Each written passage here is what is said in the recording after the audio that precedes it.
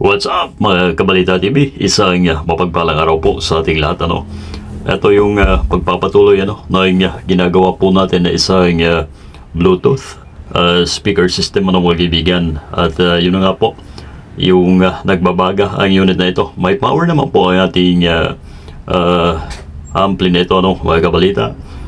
At dito ay may babahagi ko po sa inyo lahat kung bakit, ano ang rason bakit nagbabaga ang piyesa na yan mga Kabalita. At syempre, sisiguraduhin po natin sa inyo na may shorted. Ayun grabe. Pagka ganun po ang unit po natin mga kaibigan ay talagang may problema na matindi isang piyesa ang malamang ay shorted mga kaibigan. At sa paghahanap po ng piyesang yun mga kaibigan, siyempre kung yung nakakonect doon sa kanyang nasusunog na resistor na yun mga kaibigan, yun po ang pinakamalapit na suspect mga kaibigan. So sa video natin ito, wala pong iba kundi yung TIP 41C mga kaibigan. Doon nagkakabit ang ilang resistor kaya naman ay talagang nasusunog. Malamang kahit di pa natin test ang transistor na yan mga kaibigan, ay shorted siguro mga Kabalita. So yan ay may babahagi ko po sa inyo. May papakita po natin kung bakit nagbabaga ang isang piyesa, yung resistor po natin mga Kabalita. Ito may leak po agad. Kahit medyo malayo po tayo doon sa piyesa na yon na tinutukoy ko, ay may nababasa na po agad na may problema po talaga. Alright, siyempre ang gagawin po natin dyan ay ihang po natin ang anumang piyesa na pinaghihinalaan po natin mga Kabalita upang masiguro po natin na talagang yun po ang may problema mga kaibigan. Alright, tanggalin lamang po sa pagkakahinang ang transistor na yan upang sa pagtanggal po natin ay maipakita na talagang siya po ang unang suspect po natin mga kaibigan.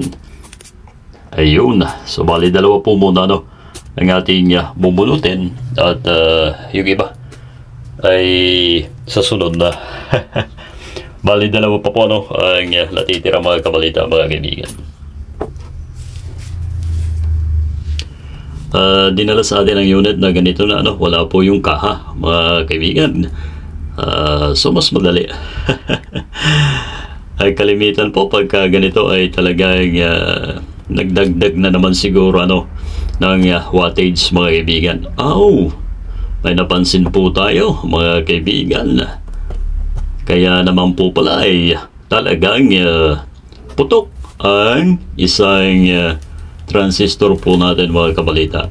Eto yung isa ay talagang bumukol o sumabog na po pala. Eto, focus po natin. Ayan So dito sa video po natin ito ay alam na po natin ang rason kung bakit nagbabaga ang resistor mga kaibigan. Hindi man po natin matapos dahil panigurado ay naubusan po ako ng ganitong klase ng piyesa mga kaibigan. At least ay naipakita po natin kung ano ang talagang dahilan ng kanyang pag-usok o pagbaga mga kaibigan.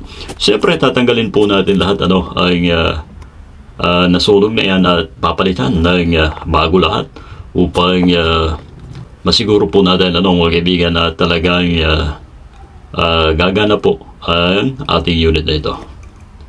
So yun lamang po at labangan po natin ang pagpapatuloy ng ating ginagawang ito mga kaibigan, dahil bukas po ay New Year na po at wala po tayong mabibilan so advance Happy New Year po sa ating mga kaibigan. Ayun, sana po ay maging masagana ang papalit na taon para sa ating lahat mga Kabalita.